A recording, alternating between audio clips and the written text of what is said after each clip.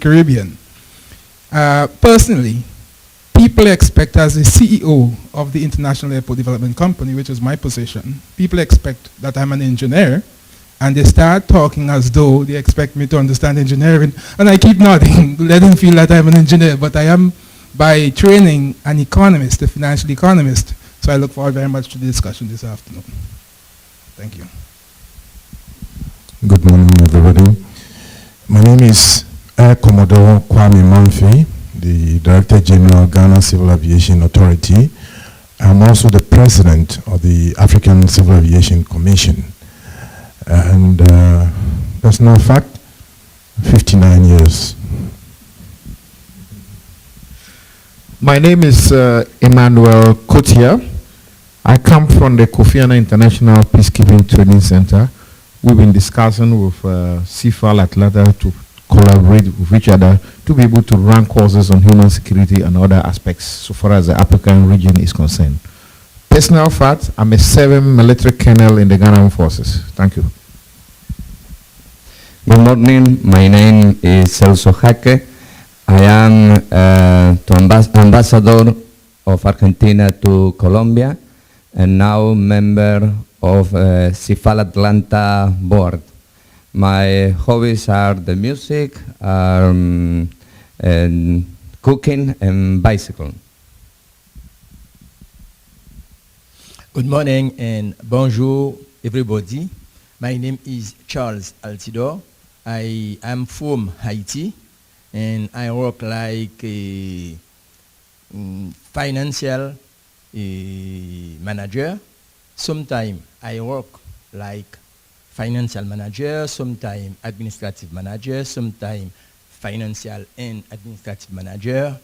Okay, and the first time I'm coming in Atlanta, but all the time I come in United States, Miami, Boston, New York, but first time I am here in Atlanta. I am very happy to be here with you, and I hope I am going to learn something. And thank you. I'm Gordon Hamilton. I was born in Victoria, Canada. I was the founder and president of a company called Cypher Muller that's known to many of you in the Caribbean. I've worked at a lot of your airports. On the personal fact side, I look around the room, I have a fact that I think I can claim that no one else can claim. I play the bagpipes. I can't claim that one. Good morning, folks. My name is John McCullough. I'm the Executive Messaging Manager at Hartsfield-Jackson. And as B mentioned, my job is to help our executives tell the story of the world's busiest airport. And it's very exciting that 3 of my former clients are all in the same room today. That's a definite rarity. I was born in Atlantic City, New Jersey, the same year the Beatles came to the U.S., so you can Google that one later. A personal fact, as I mentioned, I'm from Atlantic City, which is a town where casino gambling is legal. And I still have a gaming license I got when I first got out of high school. I worked in the casino part-time. So I maintain that license, so if aviation doesn't work out, I could always deal blackjack. I think that's what we call in the United States a bookie. I'm Craig Lesser, as you know, chairman of CIFAL. I was born in New York City many years after Ben DaCosta. And I came to Georgia in 1973 with $200 in my pocket and retired as Commissioner of Economic Development for the state of Georgia. This is a great place. Thank you. I guess I would also share. I am from San Salvador. I was born in San Salvador, El Salvador, Central America, the smallest country in the Americas, well, in Central America. And I have a good friend of mine here from El Salvador as well, Marcela. Personal fact, I like to swim, hike. I also like to drive. I get in trouble sometimes by driving a little bit too fast, but I enjoy that.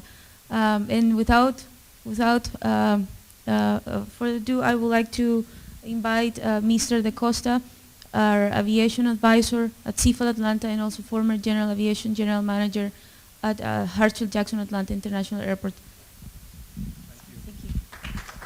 Thank you.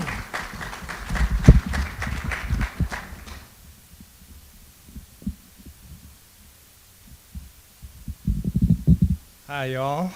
That was really great. I am really happy to be here with such a diverse group of airport people. We are pretty special people. You have to agree. We do very important work. This conference is going to cover a wide and narrow aspect of what's important that we do. We know that airports feed our economies as well as our economies feed our airports. It's called symbiotic, isn't it? And so I have a couple of facts. I don't wish that you would write them down, but it's just a kind of an indication of how important airports are to our globe. We know that the economies over the last 50 years have shifted tremendously, and now we have a global economy. As pointed out by Craig Lesser's question, how many of you all got here by rail, water, or car? We know that the only way to get from place to place is by aircraft through airports. So a couple of stats. ACI has reported in the middle of last year that the World Aviation Network is comprised of 36,000 routes and moves on an annual basis 2.7 billion people, passengers, and 50 million tons of freight worth $6 trillion. Or as another measure, about 35% of world trade. Tourism, for the most part, would not really exist without aviation and air transportation, with 51% of tourists traveling internationally. And so what's the result of this? What does it mean for our prosperity? On a global basis, they say that just in the area of tourism, about 34.5 million jobs are related to tourism, and as I said, tourism doesn't exist without aviation. When we look at gross domestic product on a global basis, Professor Matthews probably could tell us a lot of different ways of measuring it, and economists have many different ways of measuring it. The one thing we can agree on is that the number is big. And so one report says that aviation contributes $762 billion per year in world GDP. I've read some other documents that say that it's closer to 1.5 trillion. Overall, how many jobs globally are connected to aviation? Did anybody here venture a guess? Or do you know? Well, the number I have is almost 57 million jobs. And so these numbers show that aviation is connected to our economies in a very special way. Here in the United States, the estimates are that over 5% of the GDP of the U.S. economy is directly related to aviation. The numbers of jobs related to aviation total is 10.5 million jobs in the U.S. The total payroll for this economic impact that the ACI North America study has delivered is $365 billion. And so there's no doubt by any measure, whether it's globally, the U.S. economy, or here in Atlanta, that aviation is important. I think probably in Myrna, in your presentation or in Jason's, do you have the total number of jobs related to Hartsfield-Jackson? It's over 400,000? Yep, over 400,000 jobs. If you look at just the direct number of jobs here in Atlanta from the airport census says that there are about 58,000 jobs directly related to aviation. And so the additional jobs are indirect and induced economic impact from jobs. So a person working at the airport, say a pilot, goes to the local grocery, buys some milk, and so is supporting not only the grocery, but the person on the other end who's producing the milk. And so aviation is important. What I'd like to do next, we have about 10 minutes because I want to stay on schedule here, is do two things, and we'll have to do it quickly. I'd like to get a few of you to express what it is that you hope to achieve with your improvement in air service at your airports. And then I'd like to discuss a little bit of the insights gained here in Atlanta that has established the foundation for good, strong, and growing air service development. So why don't we start with a little bit of hearing from some of you about the role that your airport plays in your local economy.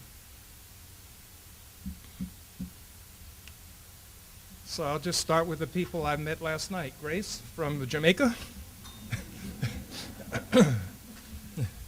I know Grace is not shy, and she's a marketing person, so she'll know something about the airport and tourism and other things.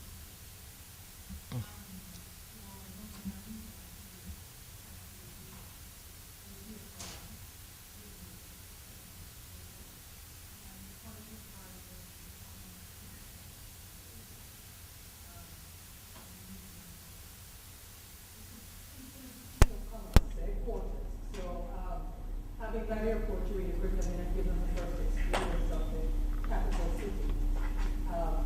Norman ran International Airport where they cement that goal, where that is concerned. So for business, that's the first point of entry for business, for the majority of business that's conducted in the country.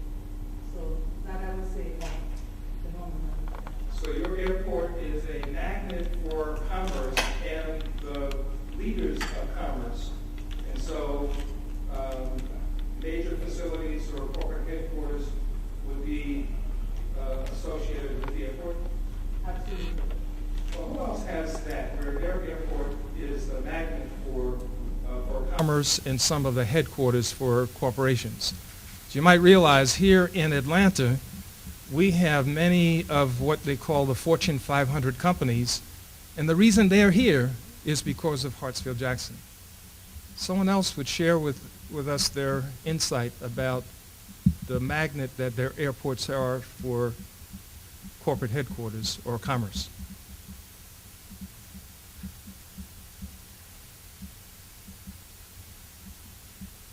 Yes, sir.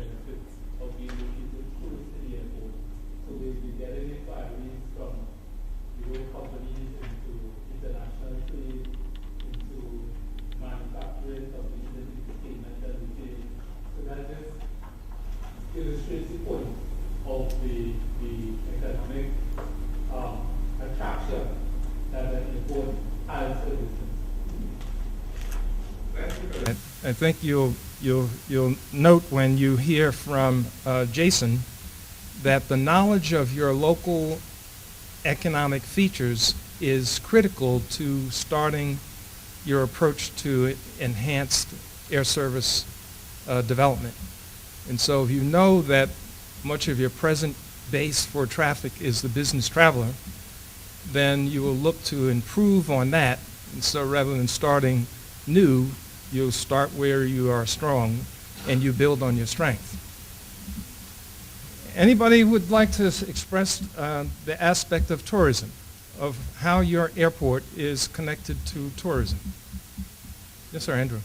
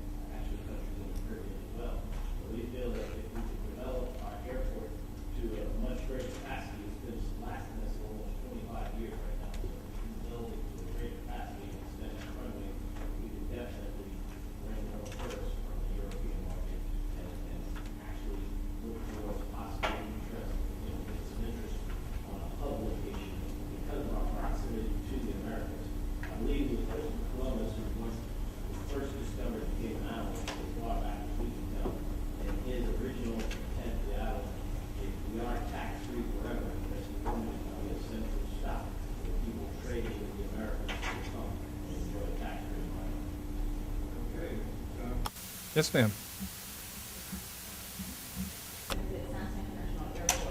Although Kingston is in Jamaica and it's not a direct competitor, and it's a totally different market. They do the business and we do the tourism aspect. And approximately 7% of our passenger figures are from North America. We've been getting more Canadians coming in and then followed by Europeans and so on. Also, we're looking at getting more air from South America.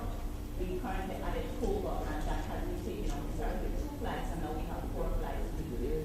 And so we think there's the need for connectivity to South America. So that's what we're working on now. Thank you very much. But here's this kind of an introduction to what are some of the features and factors about our local economies that relate directly to our airports. I think the gentleman from Barbados has a comment, and then I'm going to close with a couple of insights. Barbados, the airport facilitates that process via air travel. I just want to add that we also have what we call the air-sea transfer, where we have cruise ships that are based in Barbados during winter. And they bring European flights, sometimes 4 or 5 wide bodies per day, and they transfer 2,000 to 3,000 passengers from the ship to the airport, inbound and outbound. So we're unique in that aspect, and we do that business, particularly in the winter. Thank you for that. We don't often speak of the intermodal nature of our airports when it comes to that transfer from ship to air. It happens in a few places around the United States, like Fort Lauderdale and Houston. And I'm aware that you have special issues to handle the customer satisfaction there.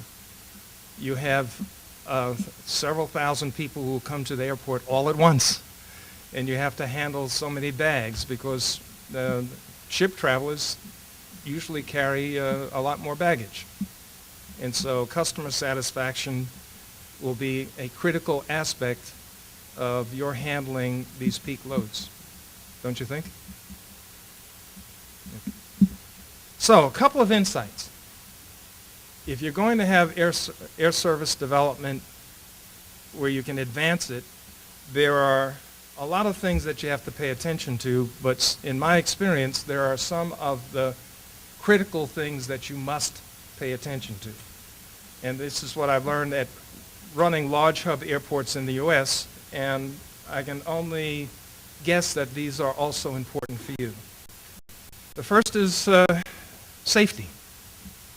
If your airport does not have the reputation for being safe, and as Kevin mentioned, the apex area of ACI has focused on safety because ICAO audits show that there's a major gap at some places around the world between meeting the safety guidelines and those that are not. And so you must be sure that you meet the ICAO guidelines as we do in the U.S. through adherence to Part 139. Second is capacity. You mentioned by Andrew that he would very like to have international traffic from Europe. Well, 7,200 feet in a runway will not get you a 747 off the ground during the summer to make it to Europe or to Egypt or to other places around the world. And so capacity is critical, that you must have the kind of capacity necessary to meet the market that you want to meet. Third area is competence. All of you here are here because you want to gain knowledge, gain insights, and build relationships. That leads to the competence of you and of your organizations. These are critical things. Only if your entire team has the competence to perform will you have the foundation for air service development. You've got to convince airlines, and you have to convince stakeholders. Myrna White will tell you something about stakeholder engagement and how important that is if you're going to have air service development.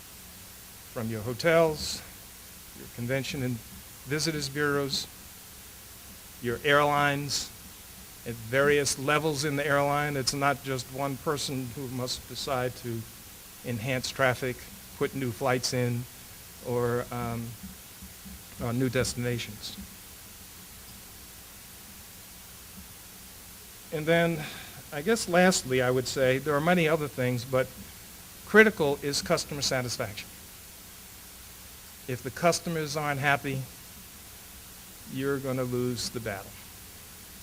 So, here in Atlanta, one of the things that we did in terms of our strategic plan was to establish, and first when I first came here in 1998, is the number one priority was customer satisfaction. But I soon learned, maybe not soon enough, that that is not where the number one priority should be when you're talking to your staff. The number one priority is employee and team member satisfaction. Because only if you care for the caregivers will the customers get the best satisfaction, the best customer service. And so you've got to pay attention to customer service with a strategy that will deliver excellence. So those are kind of the foundations that I hope that you will ask about as this conference continues. It's capacity, it's competence, focus on training and development, not only for yourselves, but for the rest of your team. Safety is always number one. Without a reputation for safety, all is lost. And you must have stakeholder engagement. And so after the break, you're going to hear from Jason, who will give you some of the nuts and bolts on air service development. And I will be here to listen to it because it's a specialty. It is an art form. And I think it's true that not one size fits all. And so if you're going to get the best out of Jason's presentation, you'll need to ask questions that either he can answer or others of you in the room can answer to help apply the general aspects that he's aware of to your local situation. And without stakeholder engagement, getting things done locally is virtually impossible. If I had more time, I'd tell you the story of the 5th runway here, most important runway in America. It cost $1.3 billion, and if it wasn't for the help of Myrna White and scores of people to engage with thousands of people who live around this airport, that investment never would have been made, and the growth of Hartsfield-Jackson would have been stunted. Well, I thank you very much. I think it's time for us to take a break, go on break. So I'll see you after the break. Thank you very much.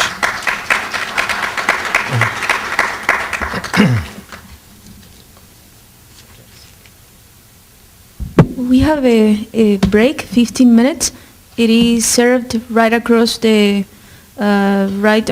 room, and where Sylvia will guide us to where the coffee break is served, and we will resume in 15 minutes. Thank you.